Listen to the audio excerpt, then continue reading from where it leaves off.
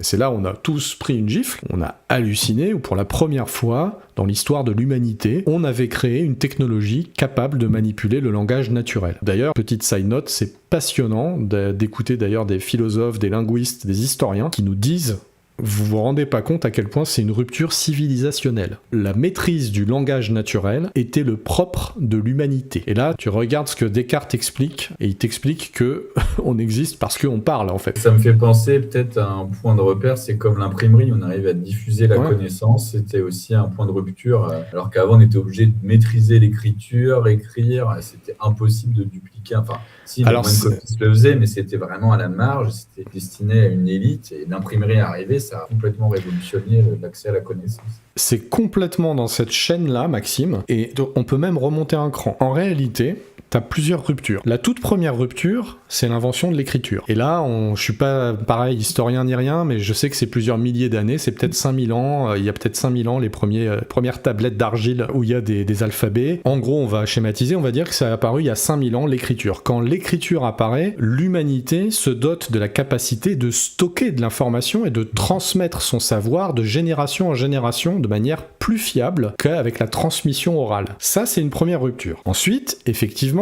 il y a les moines copistes qui détiennent l'exclusivité de l'écriture, en fait, parce que c'est une technicité qui leur est propre. Technicité qui, voilà, et c'était pas du tout le grand public qui était capable d'écrire et même de lire. Et il y a l'arrivée de l'imprimerie. Deuxième rupture. Là, c'est la propagation du savoir en masse. Donc c'est encore une autre rupture. Et on commence à propager le savoir beaucoup plus largement qu'avant. Plus uniquement de manière orale aussi. Bah ça, c'est l'écriture. Ça, c'est l'écriture. Mais après l'écriture, l'imprimerie. Après l'imprimerie, en fait, t'as Internet qui casse encore ce que l'imprimerie avait amené, parce que l'imprimerie, ok, tu diffusais le savoir très largement, mais ceux qui écrivaient, c'était une élite. Internet permet, entre guillemets, à tout le monde d'écrire ce qu'il veut. Alors, ça peut aussi être n'importe quoi, mais ça, c'est un autre sujet.